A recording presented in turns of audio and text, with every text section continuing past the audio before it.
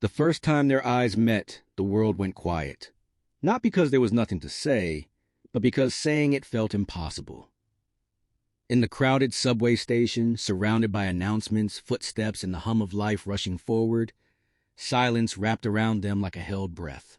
He noticed her hesitation before stepping onto the train, the way she clutched a worn notebook as if it carried her heart inside. She noticed the lines on his face, not of age alone, but of stories that had been lived deeply and quietly. In that single moment, two ages crossed paths, and a love without words began to form. Aiko was 22, standing at the edge of adulthood, carrying dreams she had not yet learned how to speak aloud. She had grown up believing that words were dangerous, that saying too much invited loss. Her past was filled with conversations that ended abruptly, promises that dissolved into silence. She learned to listen more than speak, to observe emotions instead of naming them. Silence became her shield.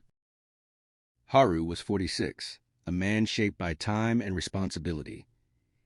He had once been loud with ambition and confidence, but life had slowly taught him restraint. Years earlier, he had lost someone he loved, not because of betrayal or anger, but because he failed to speak when it mattered most. Since then, words had felt heavy, as if every sentence carried the risk of regret. He learned to communicate through actions, through presence, through simply staying. Their encounters became routine without ever being planned. The same train, the same quiet cafe near the station, the same bench beneath a cherry tree that bloomed too briefly each spring. They never exchanged names at first. Instead, they shared glances, small nods, and moments of understanding that felt deeper than conversation. To outsiders, they were strangers. To each other, they were becoming something fragile and rare. Yet the silence that connected them also became their greatest challenge. Aiko felt the weight of the age gap pressing against her chest. She wondered what others would think, whether her feelings were naive, whether she was borrowing comfort from someone who lived in a world she had not yet entered. She feared being misunderstood, feared that if she spoke her heart, it would shatter the delicate bond they had built. Haru, on the other hand, wrestled with guilt. He questioned whether it was right to feel drawn to someone so young, someone still discovering herself. He worried that his presence might limit her future instead of expanding it. Every time he considered speaking, a voice inside warned him that silence was safer, that silence hurt less than the wrong words. The turning point came one rainy evening when the train was delayed and the cafe closed early. They stood outside under the awning, rain blurring the city lights into reflections of uncertainty. Aiko's notebook slipped from her hands, pages scattering across the wet ground.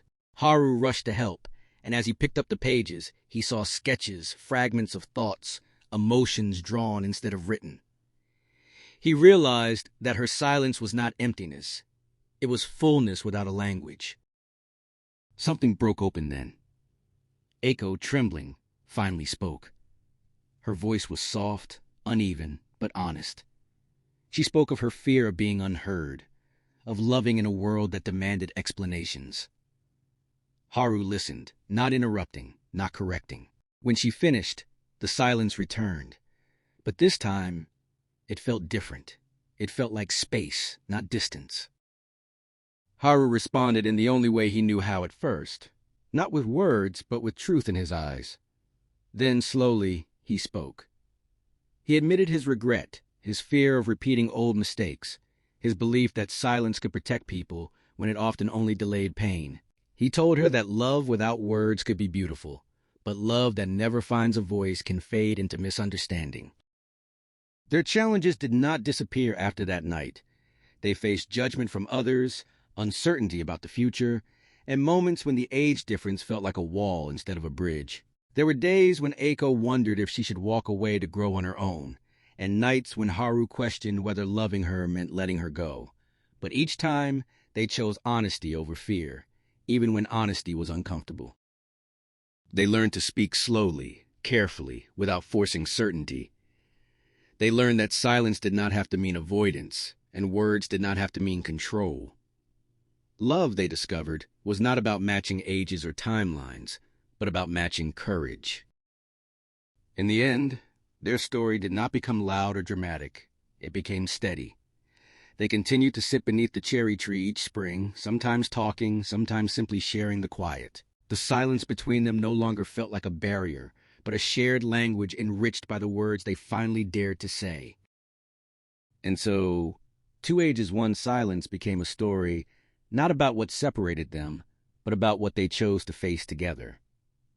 It was a reminder that love does not demand perfection or certainty, only the bravery to listen and the courage to speak when silence is no longer enough.